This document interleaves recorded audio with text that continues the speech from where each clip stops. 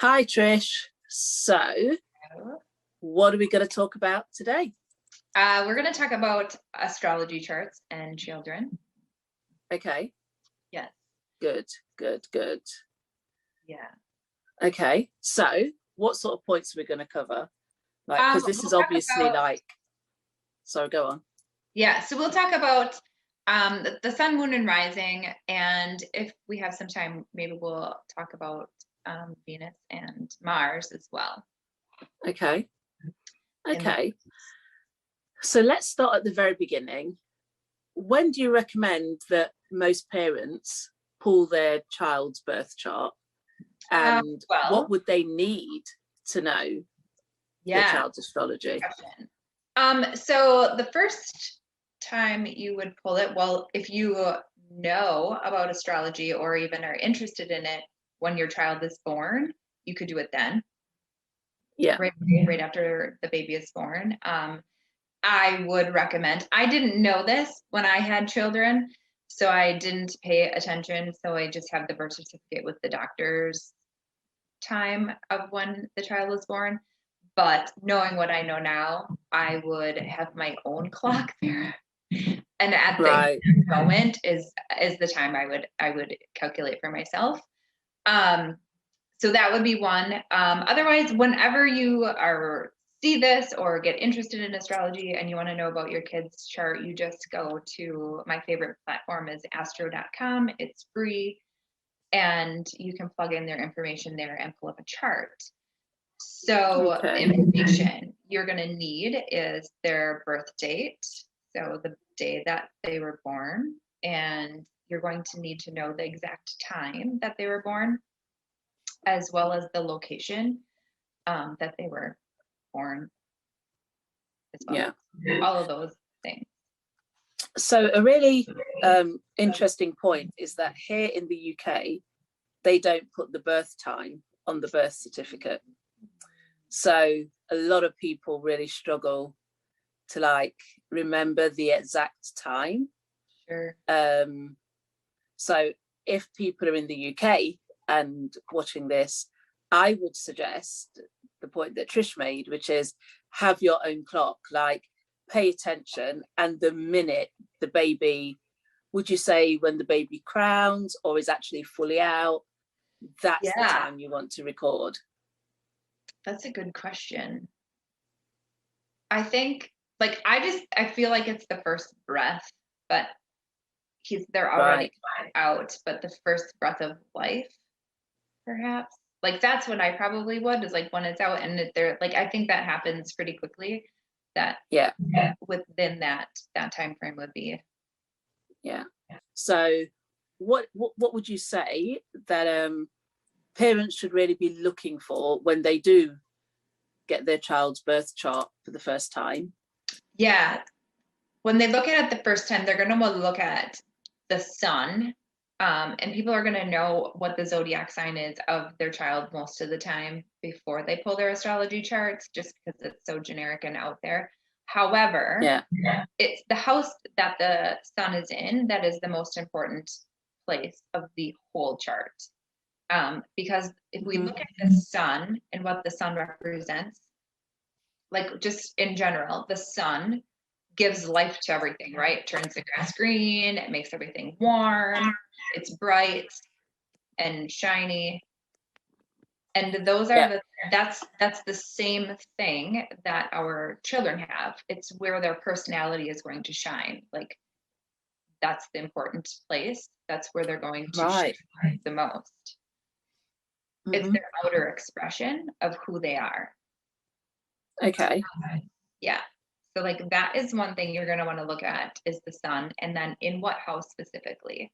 So if you have a sun in the 4th house, you are going to, like, the home environment is the thing that's going to make them shiny, right? Like being a parent is something that their soul is going to want. If it's in the 10th house, they're going to be more interested in their career. They'll shine in their career. If it's in 7th house, which is the relationship house, then they will want to be in partnership most of the time. Like that's where they will gain the most, is from being in partnership. So what about if it's in the 12th house? Yeah. Well, so then they're going to like retreat, and they're going to want to, so spas, they will love to go to spas or meditation, or if they like just being in retreats, long solitudes, because they need that to just regenerate themselves. Great. Yeah. Okay, so what else? So once they've got the sun, what other aspects or what other elements their are moon important? sign.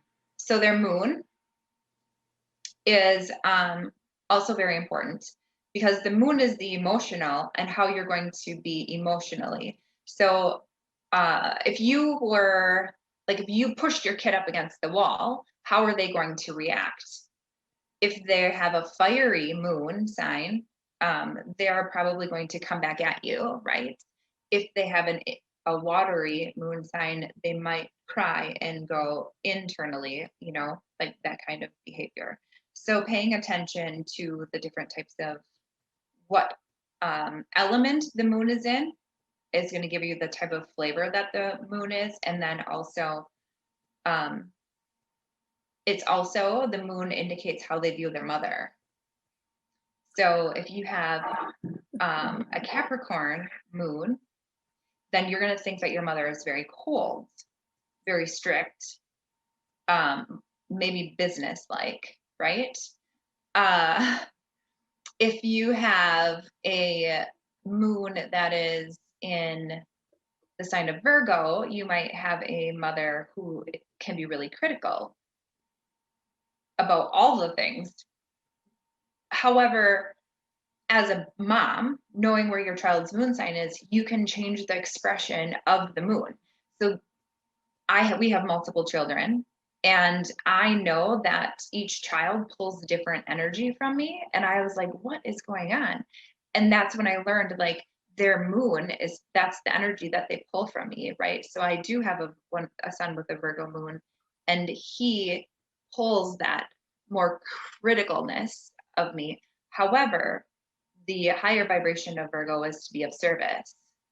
So how can you discern and teach him discernment, as well as be of service to supporting him, versus just being critical, so he doesn't have that not good enough complex?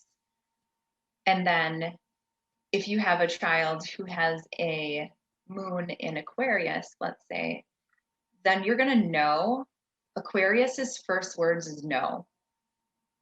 Like, they're just no. Like, you ask any Aquarius anything, they're going to say no. But then they'll say no. However, they're going to probably go do the thing that you ask them to. So you can, if you just pay attention to that, like, oh, they're going to say no, but then they're going to do the thing anyways. You don't have to continue to ride them if you just pay attention to the behavior. So the mom can, once she knows what the child's moon sign is, she can see what type of expression, like, she can consciously look at how her behavior is and reflecting upon the others, or how her child is pulling that energy from her, whether it's being overly critical or if it's being too detached, which is the lower vibrations of those specific planets and that sign. And she can consciously choose then to change her expression to a higher vibration of, instead of being self or critical of the child, being more of service to the child.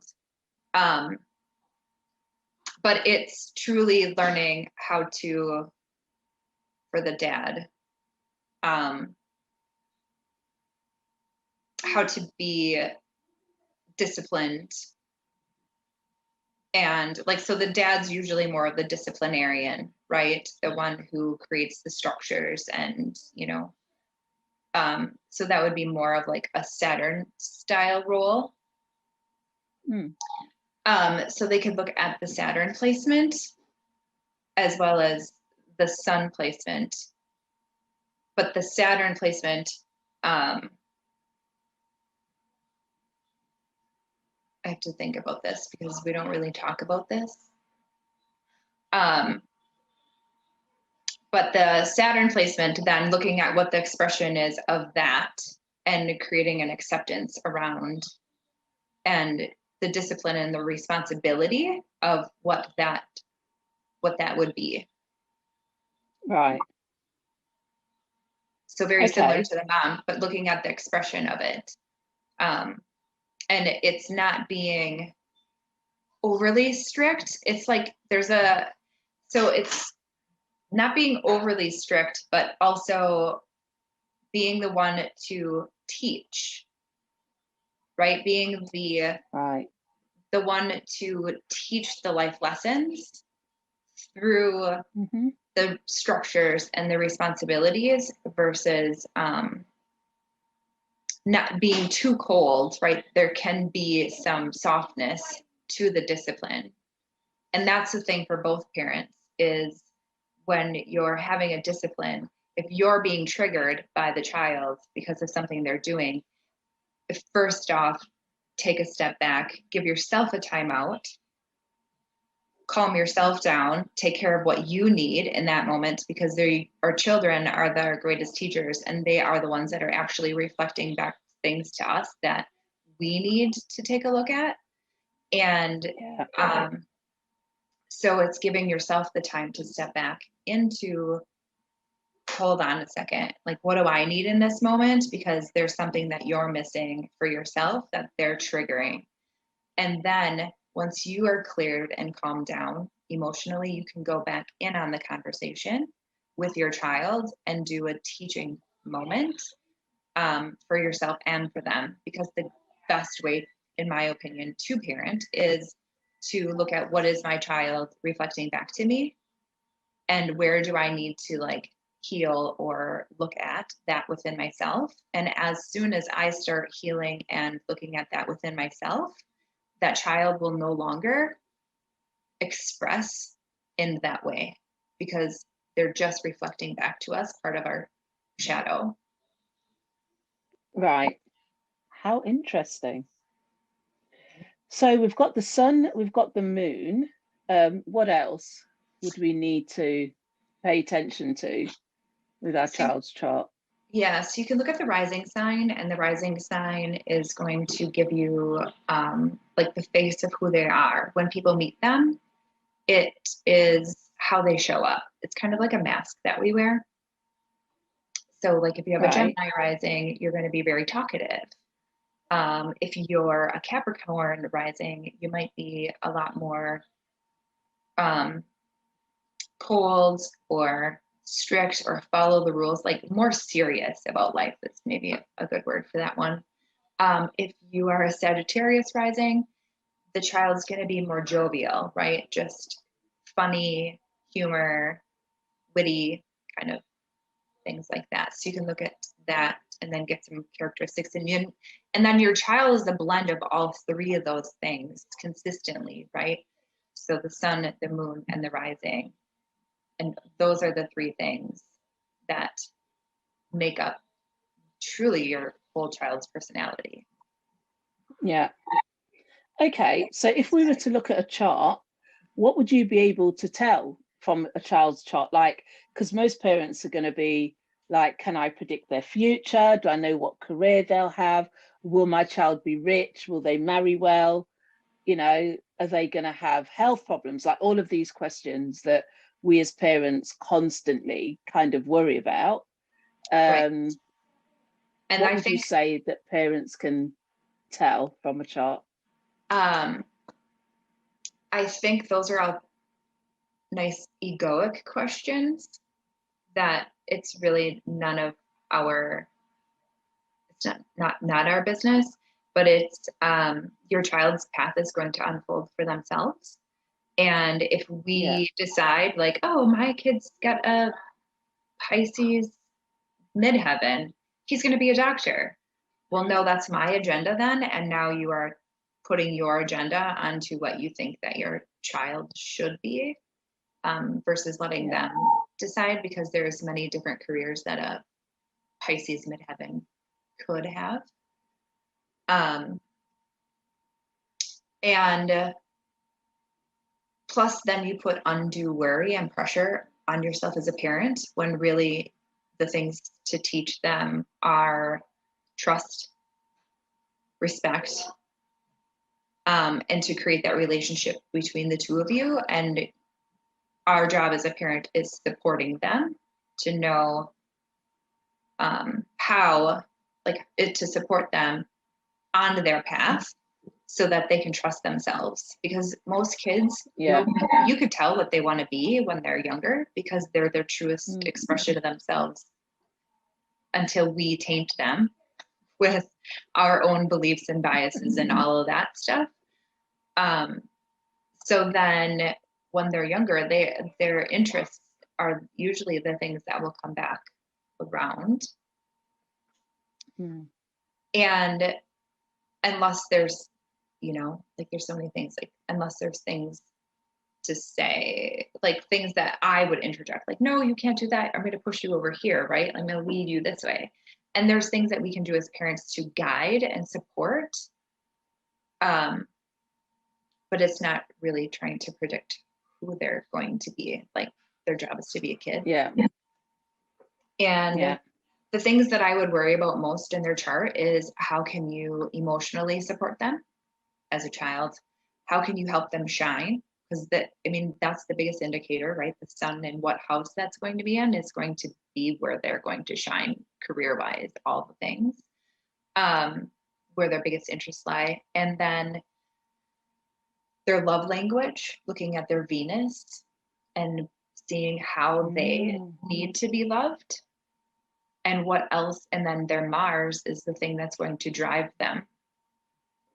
Where do they get their drive from? So if you have a child with a Leo Mars, they're going to be more active than a person who has a Mars in Cancer. A Mars in Cancer is going to be motivated through their emotional being, their emotions, right? Like, they might get mad enough to be like, I'm done. And then they'll take the action necessary to create changes.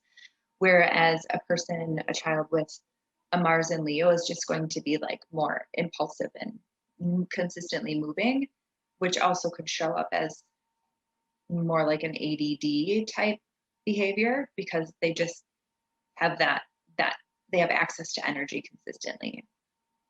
So those are the things that I would look at, and making your child aware of, this is how, when this is triggered, this is how you behave. This is how you learn to, like, calm that down. Or if this is going to be triggered, like right now, a bunch of planets are going to go, or went through Leo, and the sun is going to go into Leo season. So if you have a Mars there, it's going to be triggered. And knowing that it's going to be triggered for your child, how do you get them outside to be more active during that time, to release the energy so that it doesn't show up as a big blow up, or like punching somebody, like an outwardly aggressive behavior, teaching them how to utilize the energy to move something forward versus in a destructive way. Wow. Okay, so can you show us an example of what parents can expect if they go onto, let's say they go onto astro.com, they plug their child's details in, what are they going to see when they do that? And just talk us through a little bit of, how they should look at it. Because I know that some parents will be like, oh my God, my child's a Scorpio. Right. Like, and that's the other how thing. am I going to manage? I hate Scorpios, or something like that. Right. So when you go here, you're going to go to free horoscopes, and then extended chart selection.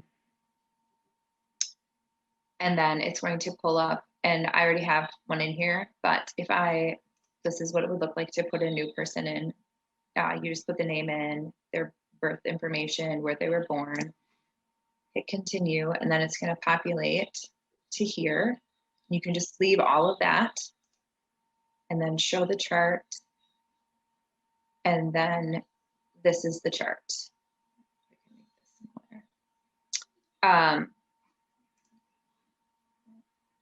So then this is my son's chart. He is 17 degrees Cancer rising. So he's very, very parent-like towards people, like very caretaking of other people. His sun is down here in the 4th house in Libra. And then his moon is in Virgo, which I had talked about. So the negative expression of that would be critical self-talk or critical mindset. Because Virgo can be very critical, picky, which really they're just discern, like it's a discernment type thing. And love self-improvement, always bettering themselves. So then you're going to see all of this stuff in here. And these are just aspects. And that's the astrology, like that's what the astrologers can read, what that means. The red lines aren't bad, it's growth. Red is growth. Blue is just a natural thing that it's easy and it comes to them very easily. The red ones are where they will require them to grow, to learn discipline and practice for them. Okay. Yeah. So tell us a little bit about the Mars and Venus placements in this chart and what they possibly could mean. Yeah. So he has Mars in the 1st house. So but it's in Cancer. So when you have a Mars in Cancer, it's not the best placement for Mars because Cancer is very nurturing, right? Mothering. And so it'd be mama bear, right? That would be a good way to describe Mars in Cancer is a mama bear type thing. You can do lots of things until they get to that point, and then they're going to push back, but they do it a lot. They're a little bit, I don't know, maybe it probably takes them a little bit more of button pushings and then the emotional drive to get motivated. But it's in his 1st house, so it's with his physical body. So teaching him how to utilize Mars would rule like muscles. So teaching him how to pump iron and have a strong physical body is going to support his Mars in his outwardly action and confidence in his physical body, which is how he's also going to show up for people. And then he has his Venus in Libra. Venus in Libra likes nice things. They like nice clothes, aesthetically, things to look pretty, like just and harmoniously, like things to flow. Crafty is a word that comes to mind. And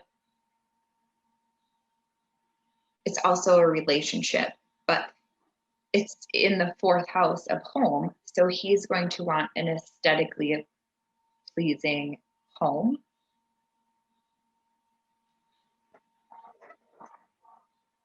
With his family members. He's got more planets there. Yeah. Okay, so you can stop sharing.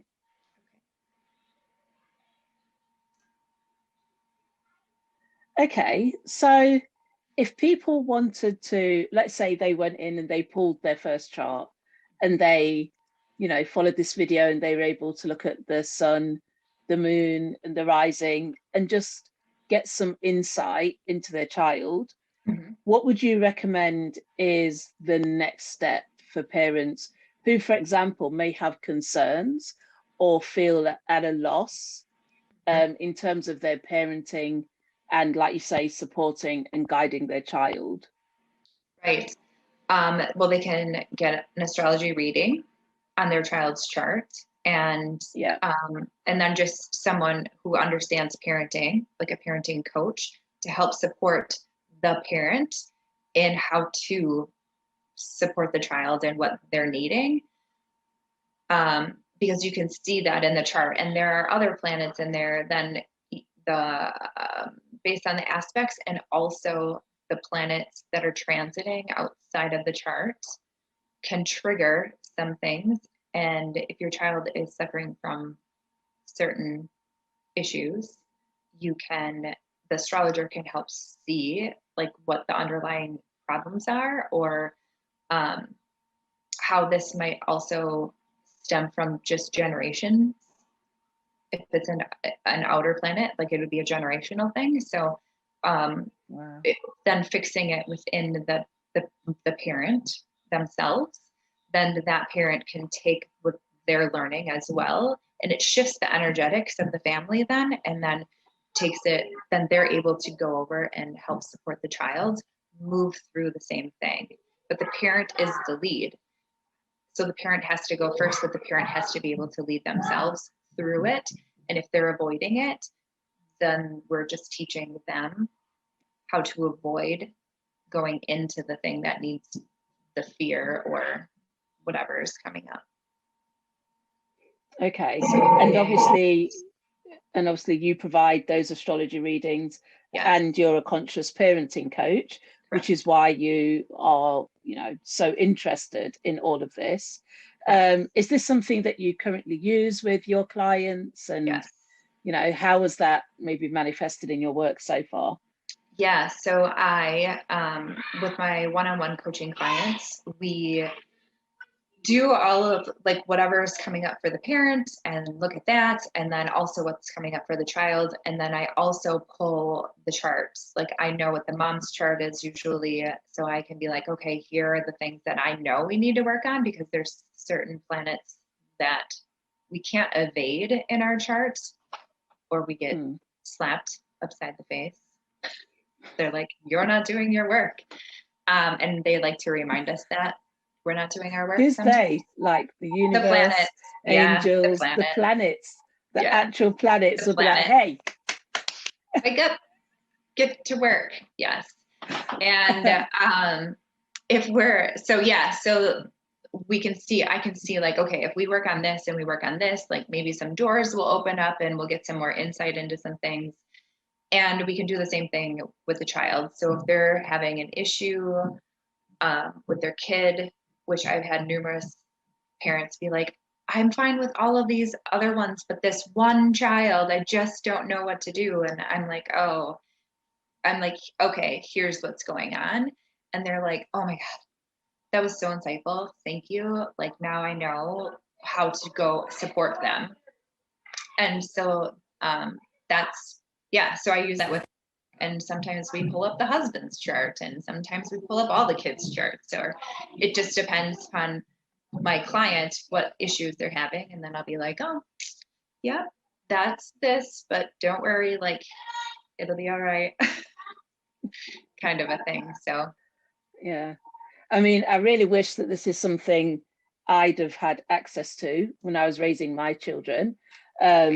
It's still very helpful because they're obviously like adults now, but I'm pretty sure that this is going to be really helpful for most parents, and most parents do really want to get to, the bottom of what's going on with their children and how they can be better parents. Right. So where can people get in touch with you? How can they book a reading? So they can go to my website, www.trishablohm.com, or you can email me at trish@trishablohm.com. Okay. Or you can find me on Facebook or Instagram at Trisha Blohm. I believe both of the handles are. Yes.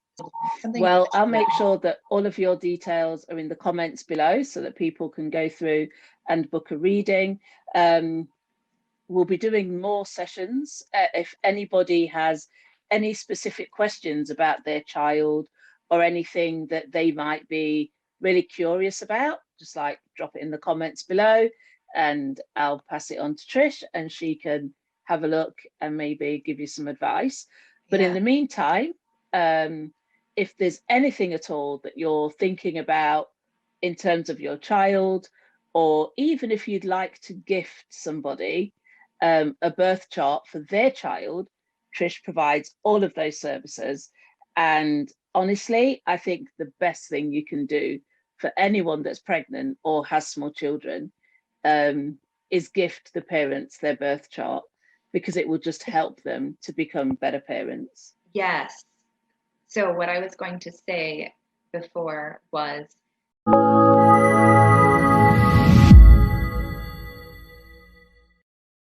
versus not knowing, it's just a crapshoot. You're like, oh, let's try this or let's try that. None of these are working. Well, that's because they don't work with how your child was wired. And the same thing, it's the same thing with ourselves. If we don't know how we operate or what triggers us or what sets us off or how we function, the first time I had my chart read, I was like, oh my gosh, there was a level of acceptance of like, oh, I'm wired this way. Like this makes so much sense, because nobody could ever describe me as better as than the astrologer did, right? But the astrologer knew me more than I did on an intimate level in some sort. And there's no way that they knew more, they knew more than my mother did. Like, so as an astrologer, I can describe your child to you better than you know your child. And I can describe you as well, more than just because there's so much information and insight into how we function. Yeah, in astrology, our favorite tool for spiritual growth, development, just understanding life, love, relationships, family, everything. It's all in the stars. It is. So thanks, Trish. I am really excited to see everybody's comments and see what people's questions are. I'll pass them on to you, and I can't wait to do our next video. Yeah, send the questions if you're curious about or want to know something. I would love it. It makes it easier for me to support if I have questions. Yeah. All right. Okay. Well, thanks so much, and I'll speak to you soon.